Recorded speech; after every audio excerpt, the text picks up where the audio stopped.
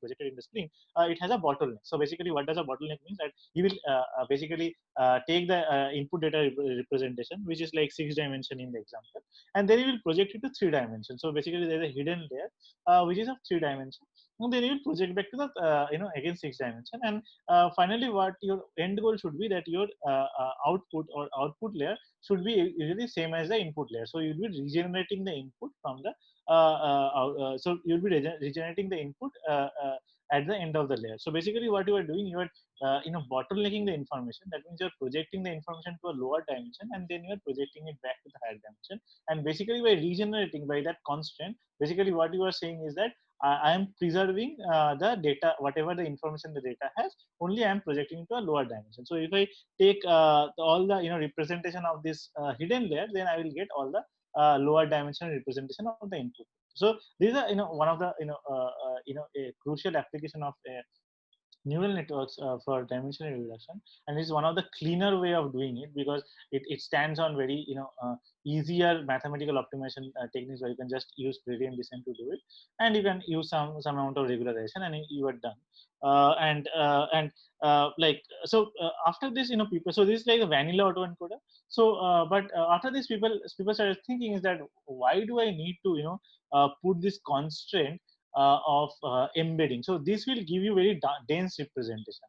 But there is another flavor of non-linearity of nonlinear embedding, where we are more interested about a sparse encoding. So this is called a sparse autoencoders. So this is, I think, more applicable in case of image, where basically, given an image, you want to get a sparse representation of the image, and that will kind of take half the, or even lesser the space that your original image would take, and then you have to regenerate that image.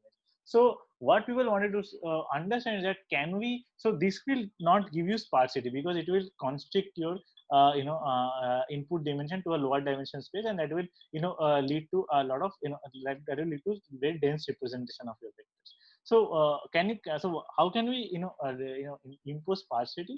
Is like we don't apply that bottleneck. But what if we don't apply the bottleneck? The neural network can trick us. What it can do, it can just copy over. So if it takes every input and copy over to the next neuron, then we will not realize, and basically then it can very easily trick us, and it can create an autoencoder which is very good, but it just copies information from one node to another. Then the whole purpose of neural network is lost, because we are trying to extract features, we are trying to extract sparse features from it, but at the same time, you don't want the input to be copied over. If that input is copied over, then you are basically getting the input which you're given to you. You are not getting anything new. So basically, when you are using a sparse autoencoder, you have to impose a sparsity constraint. So each of the neuron of the hidden layer will have something called a regularizer. So what is a regularizer? So first of all, like, we should understand what kind of regularizer is to be used. So there are different kinds of regularizers. So basically, any kind of p norm, if you take, you can build a regularizer out of that p norm. So if you take a p norm of your weights, of your hidden weights, so you basically, so L2 norm is basically your squared sum of the squared of the hidden weights. So if you take wi sum of wi to the power p, that is p norm. So basically, the best norm that is known to impose sparsity is L1 norm. So in this kind of L1 norm is imposed. So basically, here the example shows a L2 norm where theta squared is used. So instead of theta squared, you will be adding just a mod of theta 1s. So if you use L1 norm, so if you use just the L1 norm, so that will give you the kind of the sparse encoding. So this is one way. So in the hidden layers, you will apply this regularization, and that will help you getting a sparse representation. Another thing that you can use is, we can take a binomial distribution. So you can say that I will go at every neuron and I will toss a coin. So that will generate me a distribution. So I will take that a binary distribution, and within that binary distribution, what I can do, I can I can fit a KL divergence, and if so, I will try to minimize that KL divergence based on whatever distribution I have. So using that, we can also impose sparsity constant, which will say that each of the neural will have kind of 0, 1 representation in the middle, and that will impose a sparsity. So these are the two ways how sparse autoencoder works. Regulation is very important in this kind of a scenario where so because if it's not imposed correctly, then it's a neural will just copy over whatever input you have. But then there is one more problem that came is like if you are always using the same image for your input and same image for your output, the problem is that your encoder, your decoder becomes very biased to whatever it can overfit your data. So what do we mean by overfitting is that if you perturb your data by a small amount, then your decoder can break, and that's what led to another class of autoencoders, which says that why don't we add some noise to the autoencoder and use that for generation. So this is the vanilla autoencoder and then the sparse encoders, and then we use for this kind of a data that is shown, the PC will give a straight line, where autoencoder will actually give a embedding, which is which represents the data. So the denoising concept is basically very simple. Is that I will, instead of giving the actual input, what I can do, I can give a noised input. So I can add some noise. I can add some Gaussian noise, and then I can also white noise, and then I can input that white noise, fed MNIST. So this is the MNIST data set. I can feed that image to the autoencoder, and I will force that autoencoder to regenerate the actual image. So that means that if you perturb your data by small amount, then also your decoder will try to regenerate the actual image. So it will be very prone to noise in the data. So this is another autoencoder. So in current autoencoders, I think this bottleneck is mostly gone.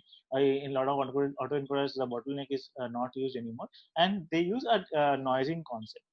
There is another autoencoder which is very popular, where you try to impose the constraint on the encoder and along. So denoising autoencoder only works on the out on the decoder, because it forces the decoder to remove that noise. But there is no way you can remove that noise from the encoder. So the way you can do it is that you can force there is a put a constant on the input, saying that I will force similar inputs to be similar, and that's why you can force that constant, and by forcing that constant you can also put that thing on the encoder.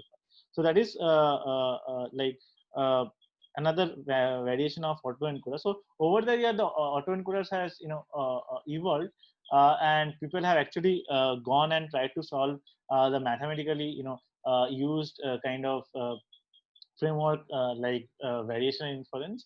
So variation inference is how you use to generate a distributions from latent variable. So if you have a distribution, you project it to a latent variable, and from the latent variable you try to get the actual parameter of the distribution. So it is I think so all these k means and all these things are the mathematical framework which are grounded on this variation inference part. So people have tried to work on the mathematics and come up with to reduce the lower bound in case of variation inference. So those are kinds of called variational autoencoders. So variation VAEs are called. So those are basically used to generate the data in such a way that it will use a variation inference framework to do this. So the way you can learn this network, you can just use a normal regression framework, where you can take the x1 minus like xi hat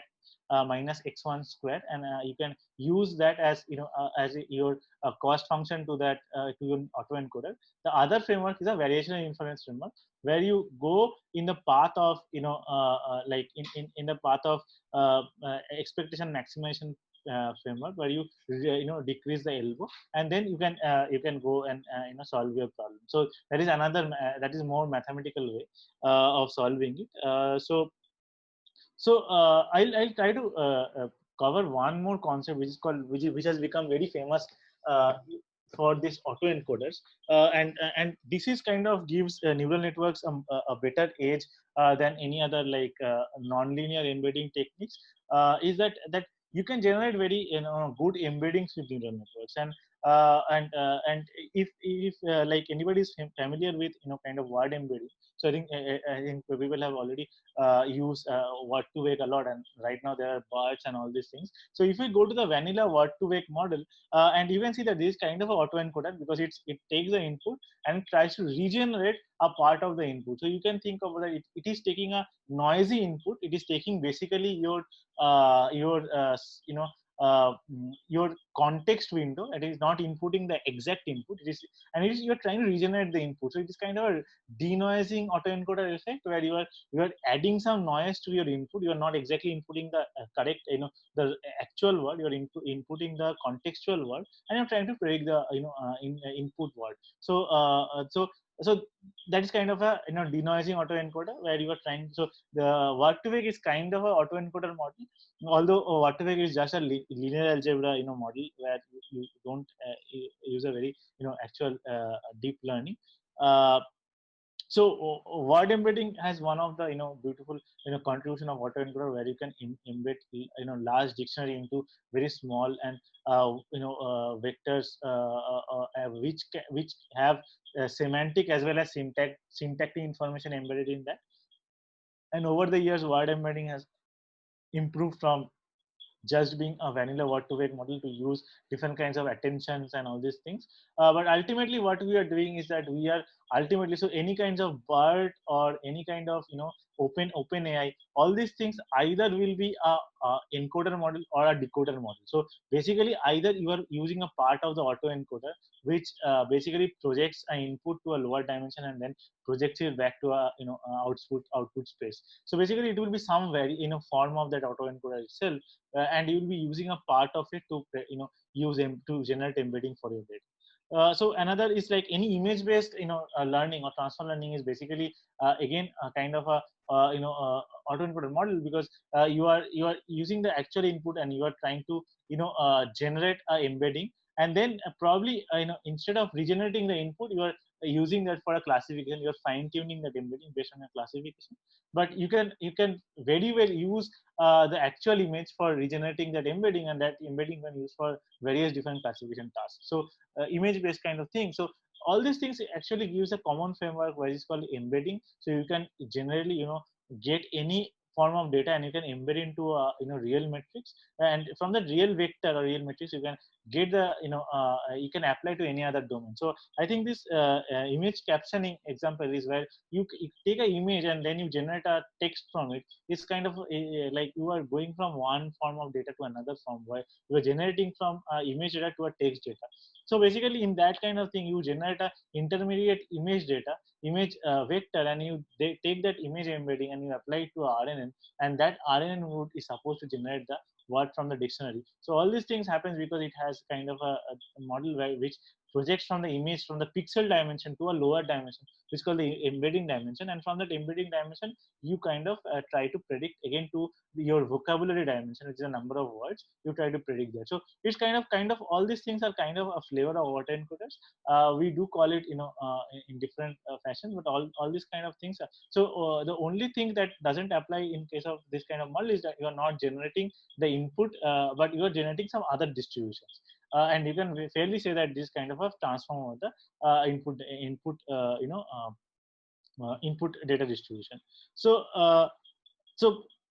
I think one of the crucial application of this dimensionality reduction is recommendation system, because for example in Netflix you try to have a user cross movie, which is like a million user cross some million number of movies. So it's a million plus million matrix, and it's a sparse matrix again, because only few users will only go and watch or like few movies, and you have to predict the user preference from that. And the only solution in all these cases use you do embedding. So what we do is we usually in kind of the normal SVD method that we all or the collaborative filtering method is basically where you project, take the actual viewer user to movie view metrics, and we decompose it, and by decomposing we're essentially doing another PCA where you are taking all the users the dimension around which the user or the movie has a lot of variance, and you only preserve in that dimension. So you choose only the top k dimension along which the user and the movies varies, and you preserve all these dimension, and then you get a common ground of comparing the user and the movies, or the user and the user, or the movies and the movies, to do appropriate recommendation. So any of the things that we have discussed so far, where we are projecting from a very high dimension to a smaller embedding dimension, also applies. So we can use recommendation system where you input the actual rating metrics, and you input to encoder, and that will give rise to a small intermediate embedding layer, and then you can project it back to get all the ratings from the user, and you can use those embedding to get user similarity or user to movie similarity, and recommend movies for the user. So this is actually the variational inference framework, where basically p theta is your actual distribution, and the z's are the latent variables, and basically you are reducing the you are first doing you are reducing the reconstruction error, and you are first plus you are reducing the uh, the divergence between your latent distribution and your actual distribution, or the latent distribution. So your like whatever your estimated distribution is, and the actual distribution of the latent variable. So this is the overall autoencoder framework, which is the baseline for any kind of dimensional reduction using neural networks. So I wanted to jump to a code basically which will show you how to apply this kind of neural network. So let's try to show.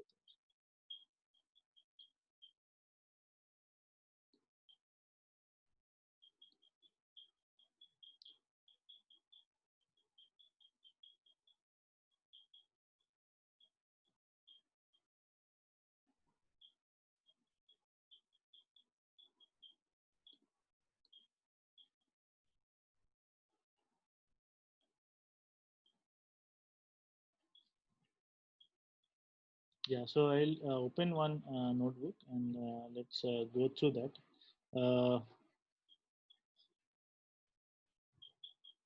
So this is kind of how you add noise. So you will define different kinds of noise, like gamma noise is one of the noise that is there, and salt and pepper noise. So I have some library manufacturing for which it is failing.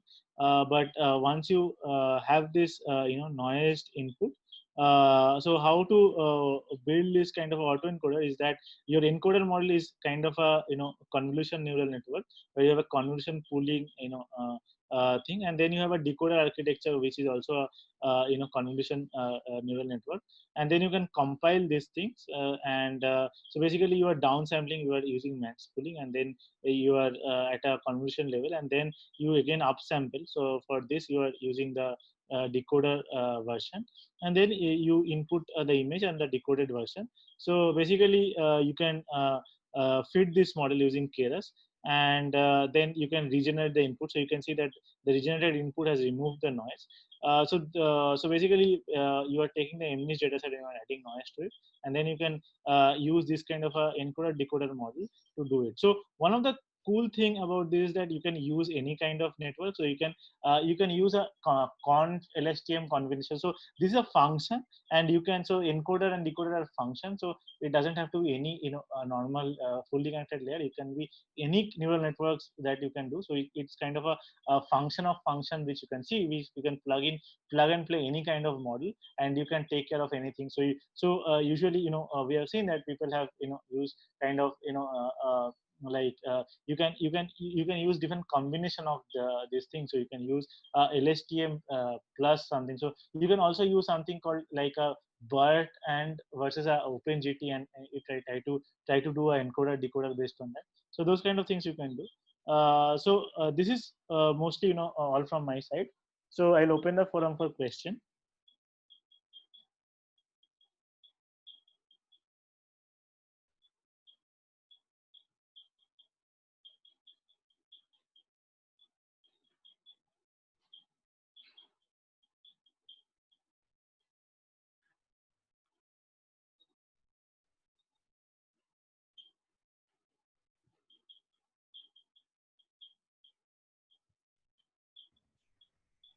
Hello. Yeah. Yeah, I think few questions are posted.